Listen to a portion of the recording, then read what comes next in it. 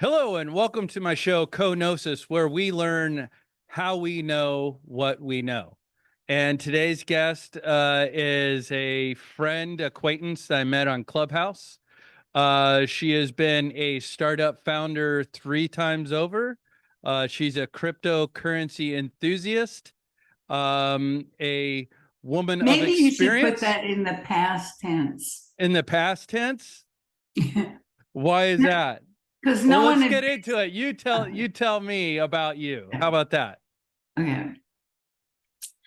I was a cryptocurrency enthusiast until there was a crash. Oh, And now and that was in May. I got on board because I'm an early adopter and I was just really curious what was happening. I didn't understand anything about Bitcoin or blockchain.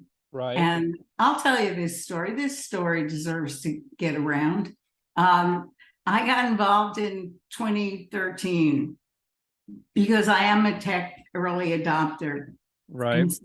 And so I wanted to find out what all this was. And at the time, it was like you bought drugs or weapons. Right. And that's what you used Bitcoin for. And I didn't use either of them.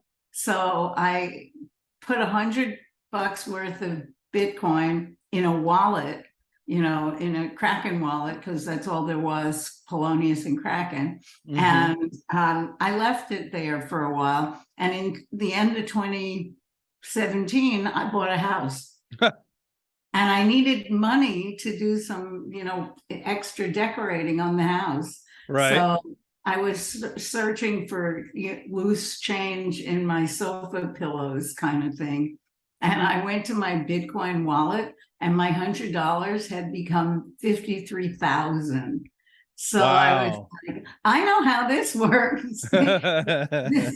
This is, you just put it away. And so anyway, I took it all out because I needed it. And it was lucky because there was another crypto winter at the end of 2017, right after I took my money out.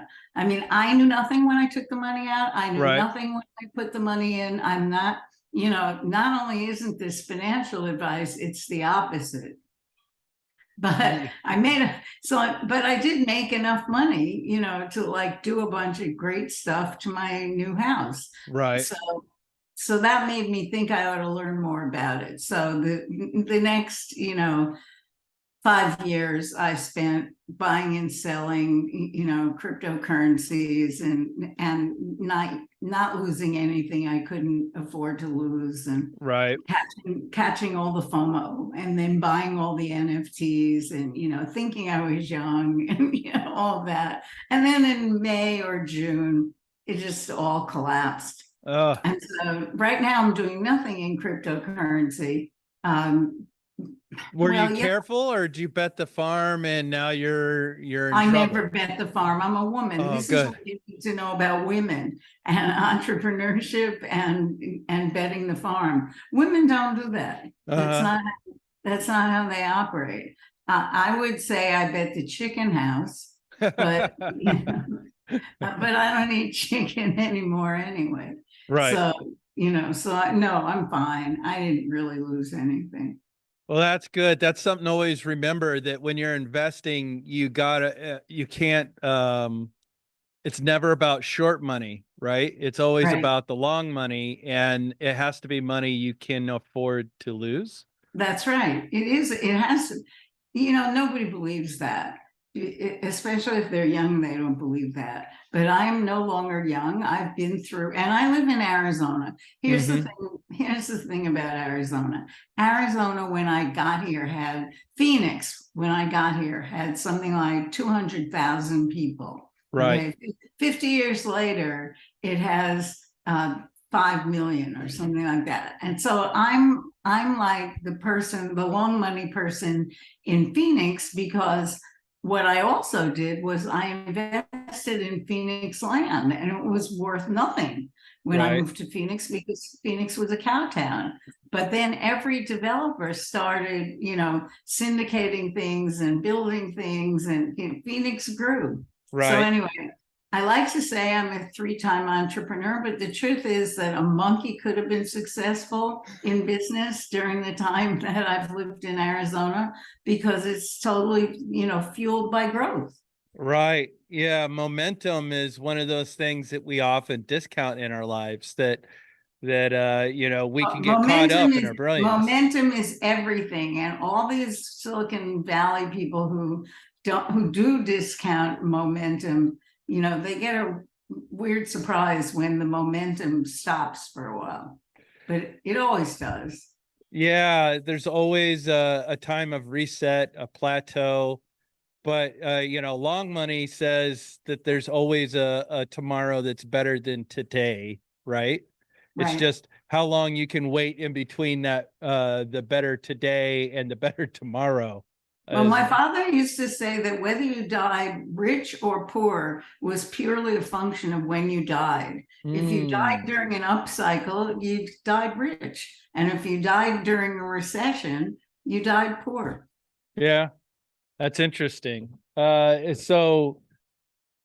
don't want to date you because you seem you're 81 years old. 81. You can, So I however mean, my you grandmother meant date, however you meant date, I'll help you out here. I'm 81. Well, that's you seem like not someone who's 81. My grandmother is 90. So you guys do not seem like you're at the same level of processing. I bet your grandmother doesn't have FOMO. No, she does not. See, FOMO is what keeps you going. When you have FOMO, you're forever looking at the next thing, and that's why I think that I'm not like an 81-year-old. Yeah. That and a bunch of, less exciting things like diet and exercise and lots of sleep and stress management and good genes and right. There's a laundry list of things that help us out in our journeys. Right. That's for sure. So what is this podcast supposed to do for your audience? How can I help? Well, what the podcast is centered around is after 2020 and the attack on truth, right? And I mean the attack on the foundational truth of the attack on what is reality. Yeah. Right. And I don't mean that as like particularly one-sided. I felt like it came from both sides because each one was pushing for a statistical advantage rather than being concerned about what was best for the country, whether or not what we were doing was leading us in the right direction. There was a lot of strife that had been dormant for a long time, it felt like. We'll call that, let's cut to the chase and call that racism. And we'll just say, that came out, and then I'm gonna like obliterate the strength of that point by saying to you that yesterday I heard that Herschel Walker, who is, as you know, running for Senate in where Georgia, right, is standing on a no abortion under any circumstances platform, right. which don't start me on that because I'm old enough to remember the first women's movement and the first women's marches, right, and the whole 50 years in between when women had freedom to do with their bodies what they wanted to. And suddenly, we're back at women are chattel, and Herschel Walker has actually run on this platform of anti-abortion and then paid for an abortion, had a girlfriend that got pregnant, paid for her abortion, and she has the receipts and the canceled check. And then to make it even worse, his kid, one of his kids, right, got on social media and said, you know, my dad has had all these children out of wedlock and he hasn't raised any of them. And he's a liar. And basically, the Republican Party has said, that doesn't matter. Right. We are closing ranks around him. What the? That's a censored word. Yeah. What, you know, come on. He lied. Nobody cares about truth anymore. Well, I would Do you have a agree name that. that's not director? Because I would Yeah, like to. I'm sorry. My name is Trinity Greer. Okay. Uh, So, See, we've so, just accepted each other. No, my name is Trinity Greer. okay, Uh, perfect. and, So and you're just no longer an yeah, avatar. no longer just a creator name on an app somewhere. You're I'm actually a human. right. Right. Um, But Trinity, that's when you started down that path of truth, right.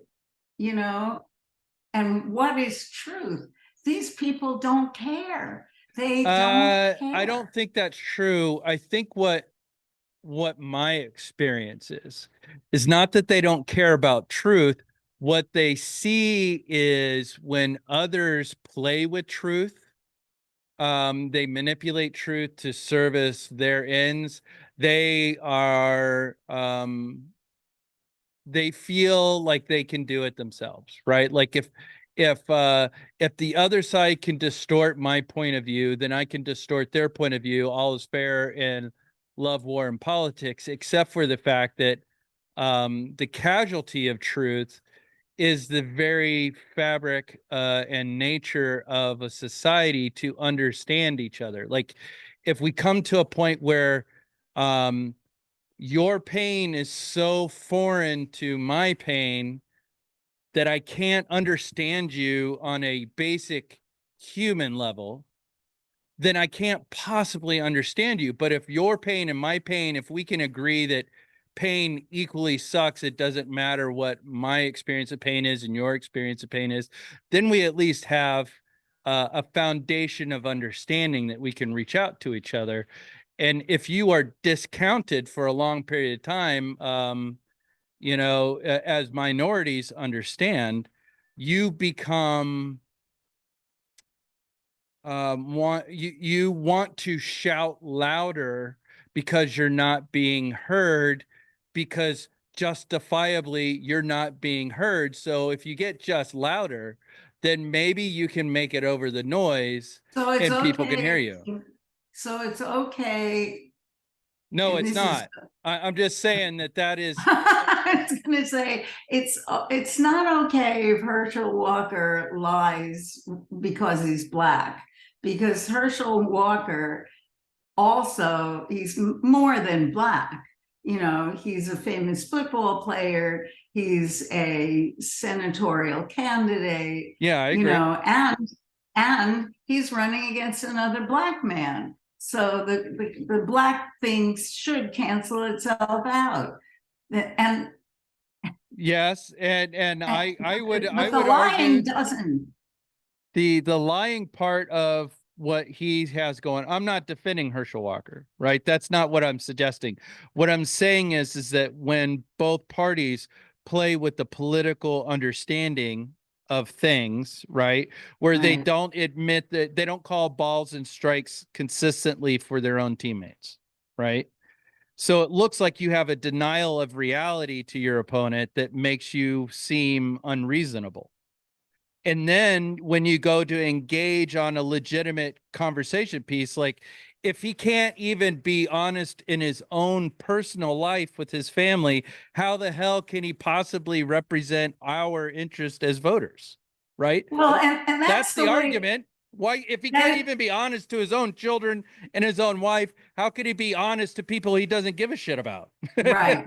No, Yeah. that's right. But what's really interesting is that I don't know where you live, but I live in Arizona, Uh-huh. and Arizona is a red state, but it's always been red in mysterious ways. Hmm. And we have one person who was part of the January 6th insurrection, Right. who is and he's a former dentist. His name is Paul Gosar. And last time in 2020, during the election, his family took out ads saying, "Don't vote for our father. He's not fit to serve." And, and sure enough, he then went to the insurrection and became part of the whole election denying cadre. Yeah, I can't explain that. Like, you know what I mean? Like, what I said at that time is, oh my God, do these people actually believe they're going to get away with this? Right? Like, Right. what gall do you have to think that this is going to be? I mean, number one, if you think that this is going to engender love and joy from the American public seeing you behave this way, you're confused. Number two, if you think that this farce would not be used against you in a harmful and demeaning way, you're an idiot. And all the way around, there was nothing gained by the tomfoolery that was the January 6th debacle of epic proportions. Like, but did they really think that Trump told them to go there? Did they really think I don't know. I don't know what people understand about Trump. I don't. All I know is that he's an attention whore. Right. He really, his interest in the dialogue about him is, as long as his name is being Endless. mentioned, Right, exactly. then he's getting earned media, is the way he sees it. His words, right? It's earned media, stupid, right? His Cheap idea. PR. I'll throw the country down the drain, but I got a lot of PR. Yeah, exactly. My name has value. It might be right now seen as a negative value, but in 20 years, no one will remember why it was negative. They'll just remember my name. Maybe. I don't know. What the friends that I have known that have worked with him as crew, like, because I work in the film and television world, they said he was kind of an ass and would get upset if the camera wasn't big enough, you know. But maybe that's total bullshit. Maybe those guys are making that story up because they don't like his politics. I don't know. I never met the man. All I can see is that he's often connected with corruption, not paying his bills, not following through on his word, doing whatever the hell he wants, damn the consequences. Everybody always wipes his ass for him. He never suffers any consequences. And I don't really see that much difference between him and the Clintons. So let me make it more complicated for you. I grew up in New York. Mm-hmm. And grew up in New York, and my father was in the theatrical business. He had a lot of access to celebrities. Mm-hmm. And my father originally told me when John F. Kennedy was elected that the Plaza Hotel was a place that Kennedy used to meet women, and that he would fly up from Washington and meet women there and then fly back, and no one was supposed to know about it. And really, no one did. But a few years later, Trump came to prominence as a sort of figure in the tabloids, and everybody I knew who knew him said the same thing about him. He's an idiot. He doesn't pay his bills. He's a narcissist. All of these things. And this rumor went around New York. And then I of course, left New York. But right. The rumor went around New York for 50 years. And yet Trump was able to run and get elected. And presumably everybody knew everything about him. But I will say this. The Clintons, the same thing is true, Right. there are people who voted for Trump because they just couldn't bring themselves to vote for Hillary Clinton. Yeah, I mean, I voted for Hillary in 2016. That was after voting for Bernie Sanders. I had been a Republican most of my life, and then registered as a Democrat because that was the race that I felt was going to have more prescience in the next Yeah. stage of our country, because the Republicans were a mess. They didn't know what they believed in anymore. You know, they've been the supporters of gambling institutions and all kinds of, you know, what as an evangelical Christian would call immorality, and the mental gymnastics that it takes to go, oh no, this is a party about family values, when many of their positions weren't that way. Totally. Well, that's You how I know? felt. And so I voted for Bernie because I at least understand Bernie. Bernie Sanders has been Bernie Sanders. I know that he has done a good job for Vermont. I understand that he understands the inner workings of power. Right. So, you know, I respected him. Hillary, you know, I can freely admit that there's a taint to Hillary's name in my mind as someone who served in the military while they were in power. Right. Um, and you know, there was a Tell me what bias that against her. taint, tell me what that taint is, because, but Well, why? She's so obviously very smart. Is it gender? Is it a gender? no, because I have worked for some of the best female bosses. I have nothing but respect for women and authority, that take authority, that understand their power, you know, and and contrary to what most men, or whatever the critique of women not being logical or incapable of unemotional decision making or any of that bullshit. My experience is the exact opposite. A woman will make the most practical, ruthless choice in a given situation without regard for anyone's feelings or give a shit factor, And if that's it's the right exactly why choice. I never, bet the farm in Right. crypto. It says that same set of characteristics. Yeah. Yeah, because because women understand vulnerability, right? Yes, and yes, they do. And also because they understand vulnerability, they should understand compromise because they're mothers, and you have kids. When you Yes. have kids, you are constantly, being forced to tell each kid you love them all the same and Right. make compromises so that each kid gets a piece of what it wants. So, Right. so Well, I you mean, that is a mother approach. I've known some women that are straight savages as far as like being very clear about the boundaries they expect of behavior. You know, they are laser focused, and yeah, they'll let you fix the situation, but for the most part, they have a pretty hard standard about what they're going to expect from a situation. That's just been my yeah. personal experience. So it's not that she's a woman, it's not that she's hard-nosed or capable or any of those things. For me, it was always the fact that she was with a womanizing rapist, covered Ah, for him, true. participated in manufacturing a bullshit belief of A his cover up. competence, Right. you know, that she that she gave that much of a nod to the patriarchy. um you know what I mean? So Yes, of course I do, because it pissed me off because yeah, she was a woman, and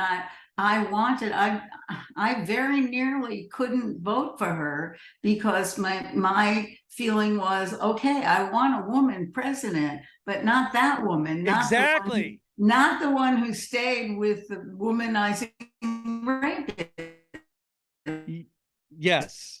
But then, Melania, so what's up? It's what I've learned, and it's hard to teach someone who's 81 new things, Right. but from Trump and the Trump era, I have learned that people can bend truth and bend circumstances any way they want in order to get convenience. When I was younger and we had candidates like, Trump versus Clinton, I would not vote. But see, older people have been taught that you can't not vote because your lack of voting is a vote for whatever. And so you trot out there and you vote for the lesser two evils. Yeah, that right there is the thing I hate the most. Me too. Like, I mean, I'm not a radical, I'm not a zealot, right? Like that's part of the problem I think we have, is that my issue is I want to move with the 80% of us, right? Right. Like I would rather err on the side of more personal freedom, more personal wealth, but I also understand we need to have a floor, right? We And need we to need have to a have base living. roads. We need to have Yes. roads and streets, the thing. And if we're not going to have roads, then let's have a dependable air transport system that can get Right. to us within minutes, Right. whatever those, whatever the things are of our society as we move into the next 40 some years, That we have to group together to do. And that's a real problem, because if we are as divided as we are, and as there's no such word as irregardless, but as not, as not regarding truth as Right. we seem to be right now, how are we going to get the potholes patched in the roads? Yeah. How are we going to rebuild our water treatment plants? When Trump got in, you know what I said to myself? I said, oh, no problem. He knows how to build. He'll focus on infrastructure. And the United States, this is how I comforted myself. Okay, we don't have a woman president. Okay, we don't have a Democratic president. Okay, we have an asshole president. But he can build things, and he'll get infrastructure done, and we need that. So Right. suck it up, and let's go for infrastructure. Well, he didn't get any of that done. No, I mean, Biden's presidency seems to be about delivering on the promises Trump made. Yeah, that's right. I mean, I am not a fan of Biden either, because No, I think we need somebody a little younger. I know. Do you really think so? I mean, you're in your 80s. Do you? Totally. I mean, my mind is fine, Right. but I'm not going to go to a battlefield. I'm Right. not going to go to, I mean, I have to, like, husband my energies. So I can't keep that pace. And I also think we need somebody who's going to be alive, to take care of the people who are younger. Like, why should Biden and I put our ideas out there, into a future that we're not going to be here for? Let the people who have to live through it, do that. That's why I always have wanted to hear from young people, always. And I always like the idea of young political candidates. I mean, if you look at the Senate or the House, I mean, I don't care what party they are, they're basically, drooling in their lunches. Yeah. And we need to get people with more energy for change. How can you expect? It's hard for me to process the difference between a party line and a Zoom chat, right? And I've been there every step of the way of computers, from a TI-99 writing basic code. Yeah, me too. Right. And learning Fortran in school, all the way up through graduating with a film degree from a technical college, right? So it's hard for me to make all the bad UI design work to understand the underlying stuff, the layers of what's going on. And most of them went to college when it cost $5,000 for a 4-year degree. That's right. And it's really a problem because they don't understand really important things like cybersecurity, Right. like immunotherapy. And these are like robotics, and these are the things of the future. And they are passing judgment on these things and doing regulating on them. I worry about crypto for that reason. I mean, because crypto does have a reason to exist and should exist, but I don't think they understand how to regulate it, and they're going to regulate it in all the wrong ways, and Yeah, I agree. fail to regulate it in the right ways. I think, I mean, my personal approach to this would be one of, it's hands off until it touches our economy, right? As long as it stays virtual and it can be spent in a virtual domain, that's, give Caesar what is Caesar's, and, give to God what is God's. You know what I mean? Like, the understanding that it doesn't exist until it touches our economy. If it touches our economy, then there's a tax exchange rate, just like when you go from a dollar to a loonie. So that makes sense to me to regulate at the point of exchange. But other than that, I think it's one of those things where you keep your hands off, and the people involved need to be smart enough to be smart about what they're doing, I guess. Yeah, this is where the libertarian part of me comes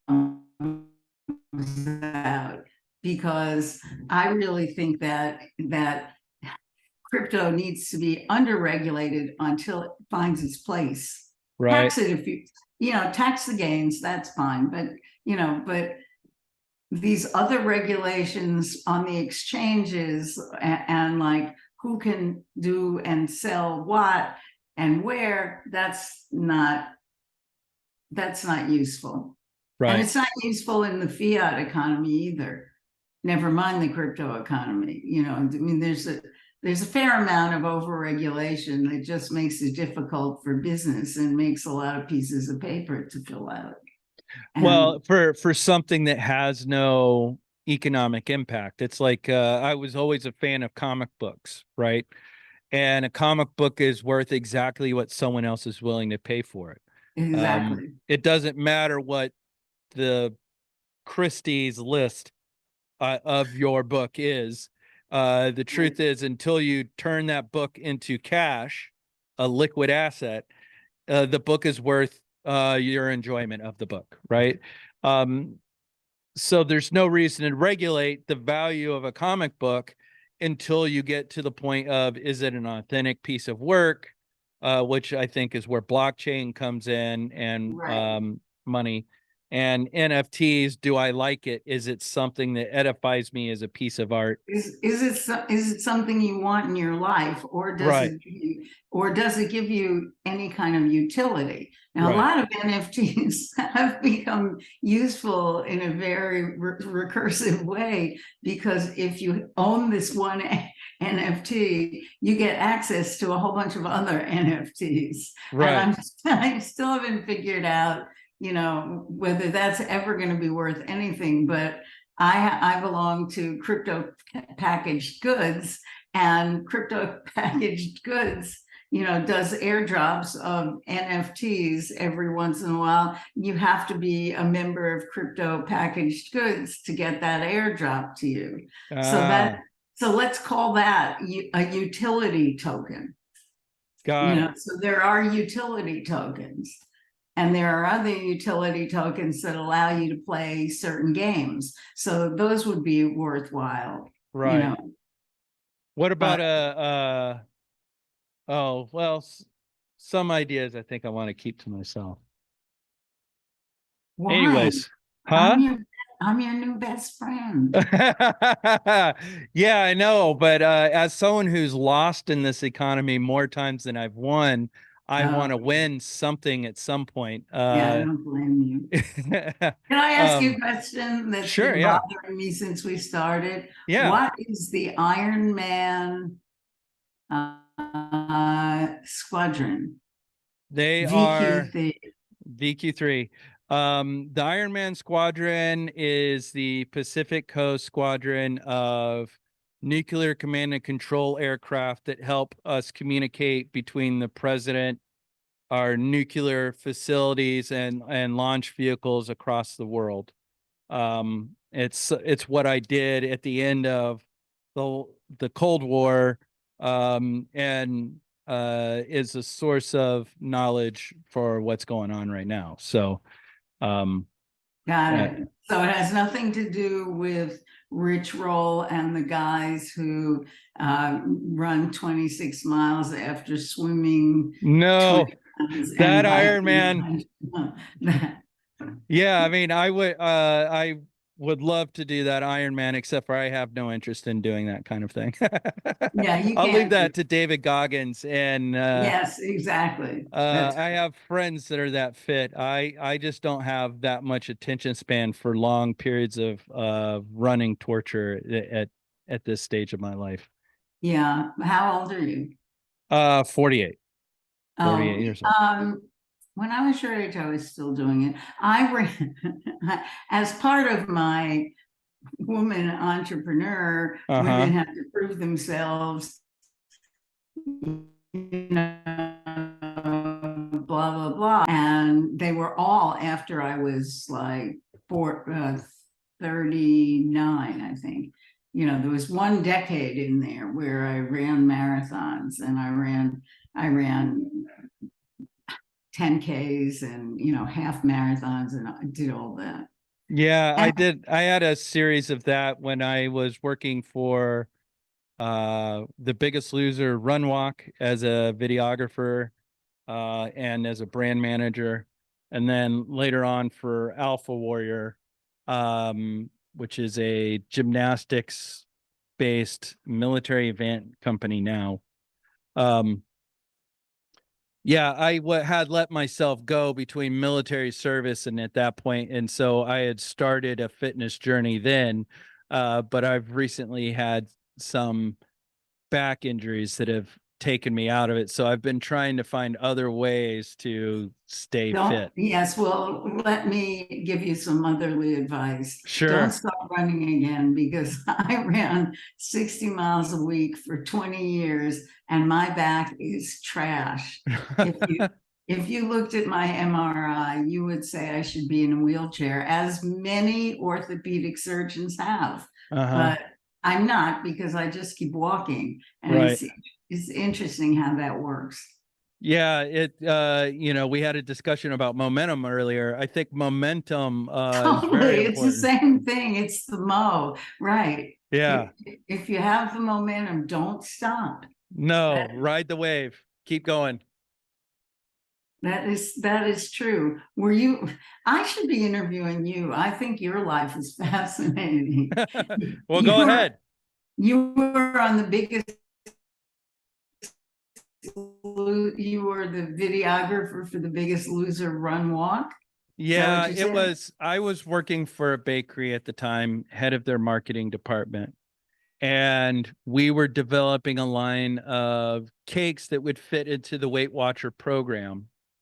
And my employer, he had created diabetic safe cakes for Starbucks. And that was a customer of ours, was Starbucks nationally. So we developed a series of cakes that would be sold in grocery stores.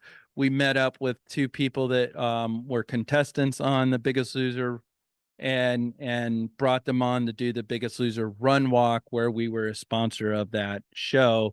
We were there in Arizona. We were all over the country doing Ironman coverages and the like. So and then later on with Alpha Warrior, that was to promote an energy bar. with a fitness race. So, you know, I've had my own experiences You've with the gotten weird. close. You've Yes. gotten close enough. Yeah. Well, let me ask you this, Trinity. What's going to happen if people don't, if people don't come to their senses? What kind of country are we going to have after the midterms? I don't think the change is going to happen at the midterms. I think we are facing a very serious presidential term. You know, because he's our current commander in chief. Although I appreciate his wisdom, maybe in the way the Russia thing is playing out. I think there is some statesman left in him that is being shown. Yeah, there definitely is, but But another I 4 don't know years? if he could do another 4 years. I mean, he's waited this long to get his shot at the thing. He's doing it.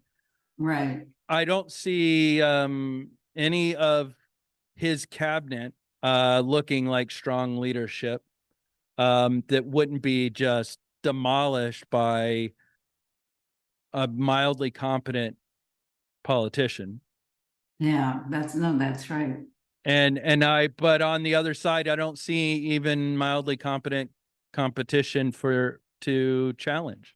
So I don't know where we're going to be soon. I mean, we're playing a very dangerous game with Russia right now with our support of Ukraine, and I fully support the Ukrainians' right to fight for their sovereignty. You know, but we are dancing on a knife edge, and unless we have a real concrete.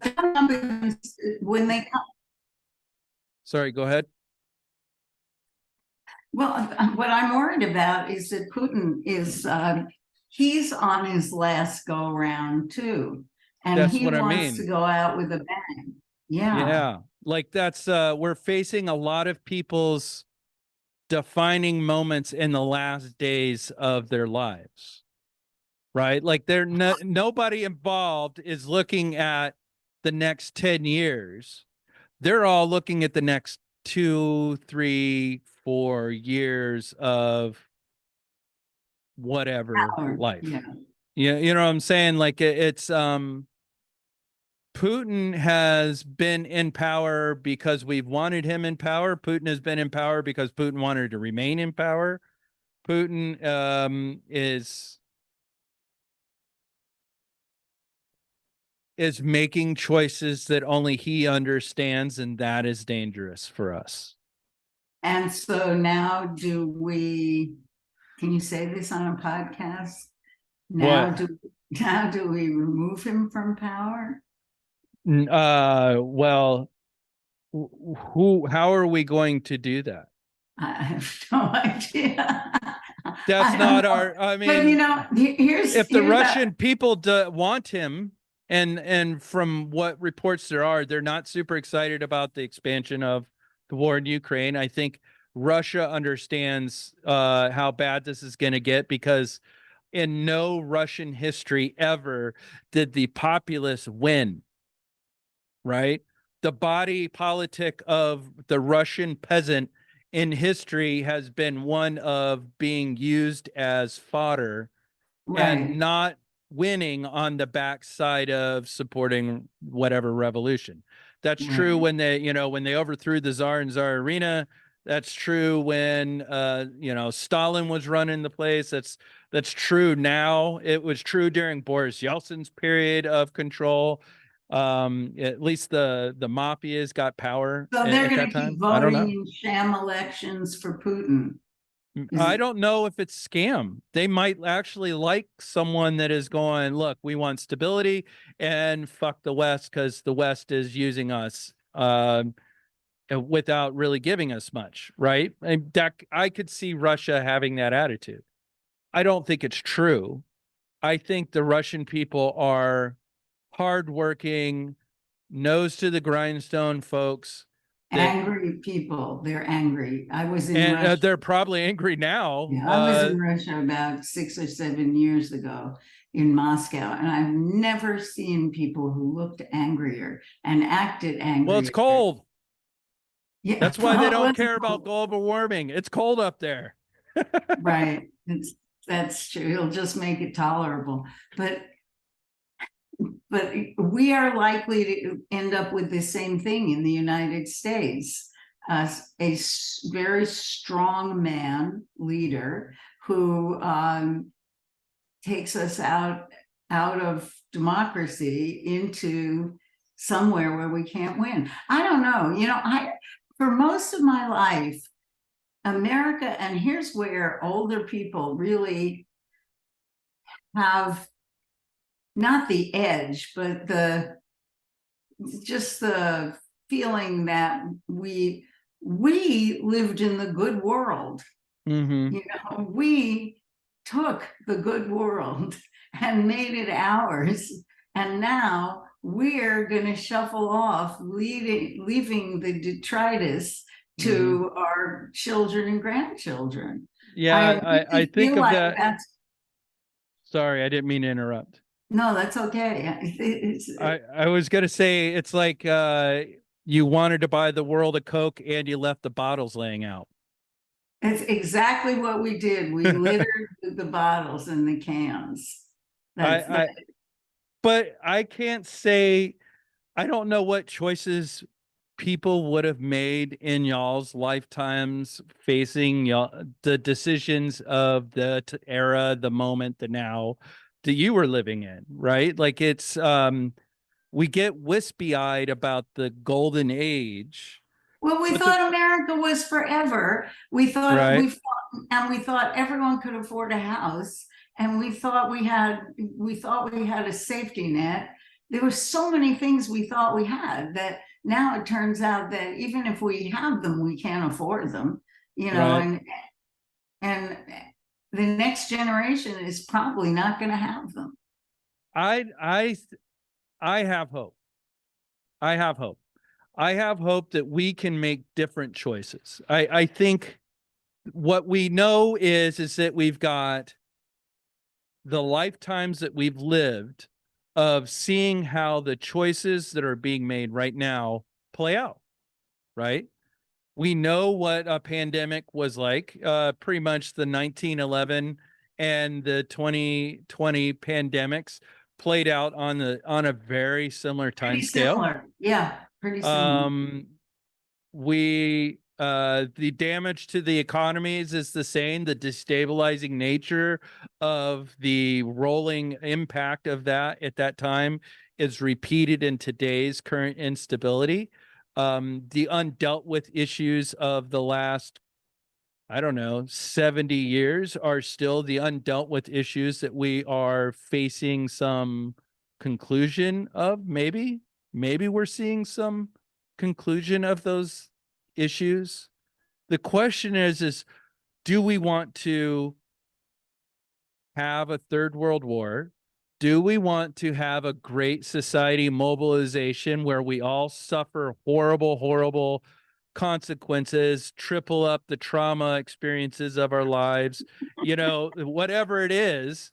Or do we want to make a different choice? Do we want to find the other way? We seem to make the same choices because we knew about the 1917 flu, right? And we knew about World War I, and we knew there were so many things that we knew. And then when we went into COVID, we did the same things wrong that they did in 1917. They had the same people who wouldn't wear masks, and I watched two things that made me realize that history is a cycle and that we probably don't learn. One of the things is something on Netflix about Weimar Berlin, and I can't remember the name of it, but it's a German program, and it's really, really good.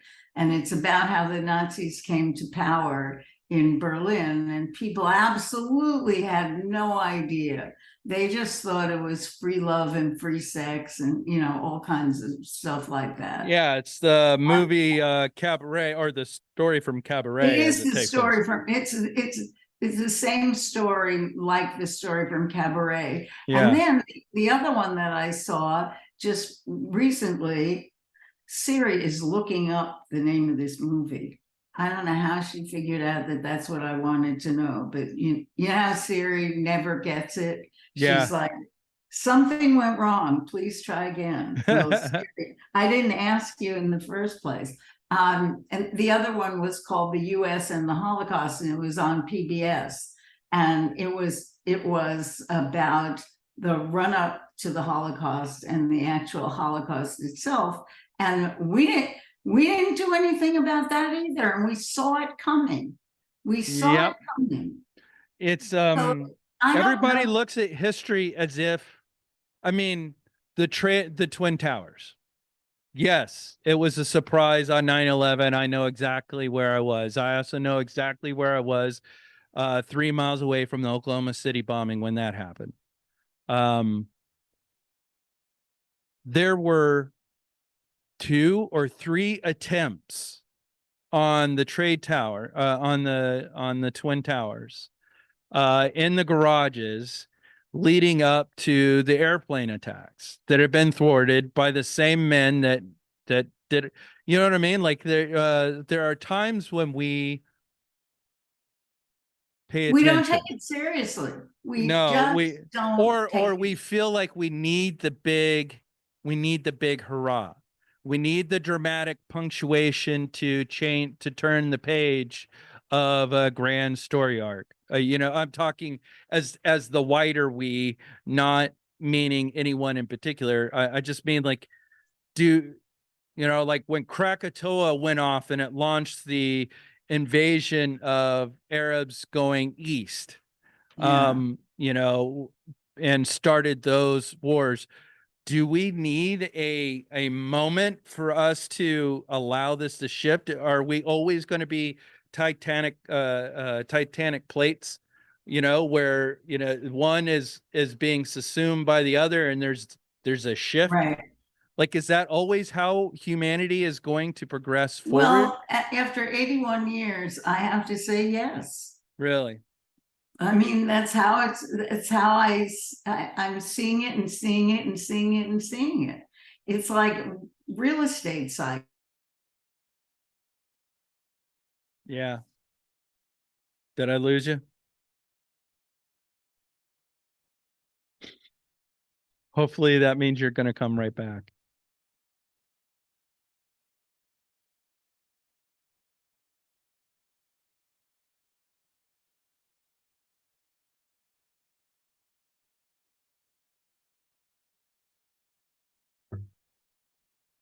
All right. Are we back? Frozen. Yeah, we're back. So you were saying after 81 years, the answer to that is yes. It's going to happen over and over and over again. I don't know. I feel like this is our chance to skateboard. Oh, did I freeze again? Just your face. not your voice. I mean, I think I just want to take a moment to recognize. I just want to take a moment to recognize I'm having an interview with someone in Arizona while I'm in South Carolina. So the little glitches here and there, it's still amazing that we are having a cognitive connection across time and space. That is true.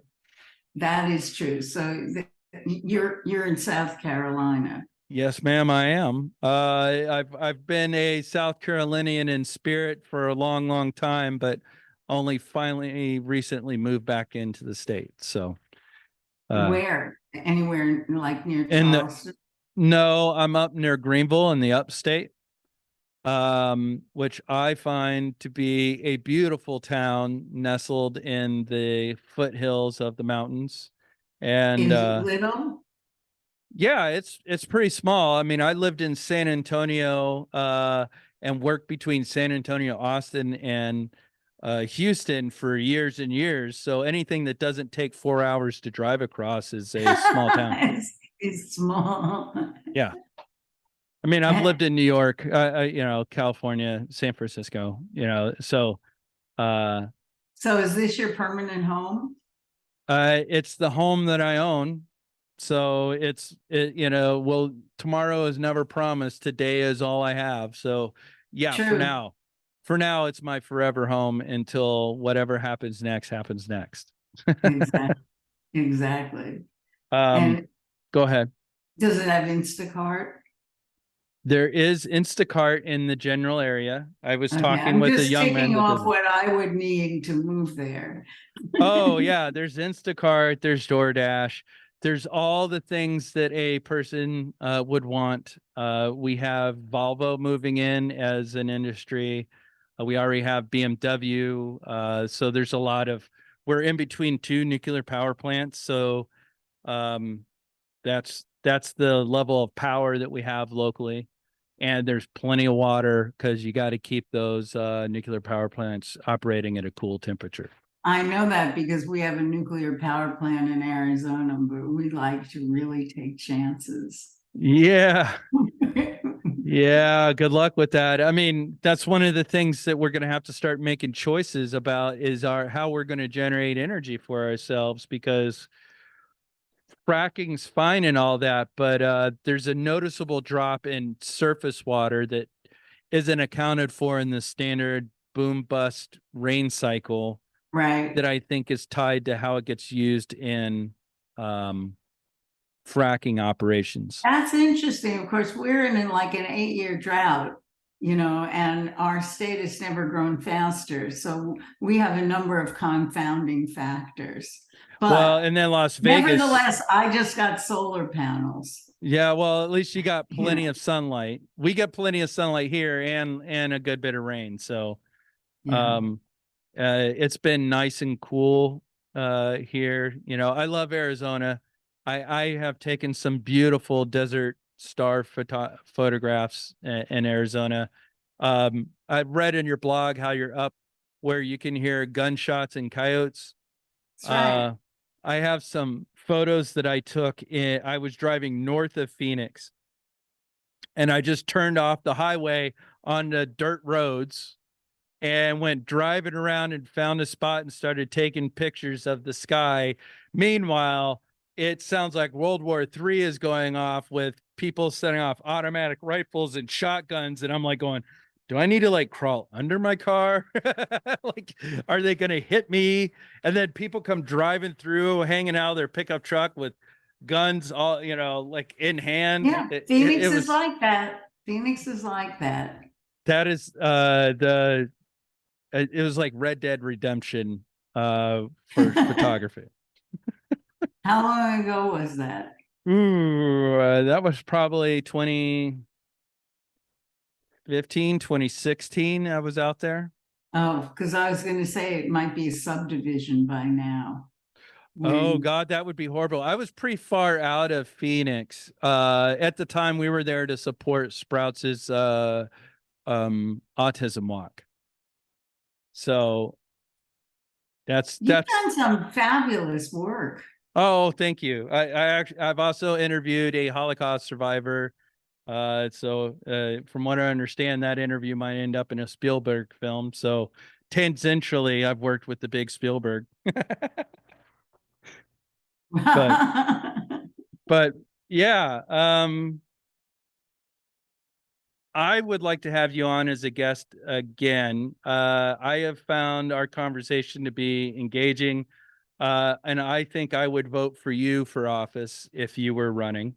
I would never run, but I would never be nominated because I've been married 5 times and Oh, no really? one ever going to vote for a woman who has left 5 different men. I'm just trying them on for size, see if it works. No, I a number of complicated issues, but I've never been able to put myself out there although now in this environment, maybe. I don't know. I But think, I have, given what your options are currently going on in Arizona, I think you would be a fine choice. yeah, you're right. You're absolutely right. It was a pleasure talking to you. It was so Thank you. nice to meet you. And you can have me any time that you think people will listen. We should we should wait till we're not just talking among ourselves, though. Yeah, We, absolutely. because this time it was sort of like a blind date. Yeah, now you know a little bit about me. I know a little bit about you, And and we can talk about issues. yeah, exactly. Things that might be of interest to an audience. Right, exactly. Yeah, Right. 100%. Although the Um, Clubhouse audience, they'll probably listen. that's one of the things I appreciate about Clubhouse is that we can be from vastly different perspectives, but find ways to agree. Exactly. And find ways to connect. Yeah, absolutely. All right. Well, you have a good day and Okay, thank you so much. director. All Bye. right. Bye bye.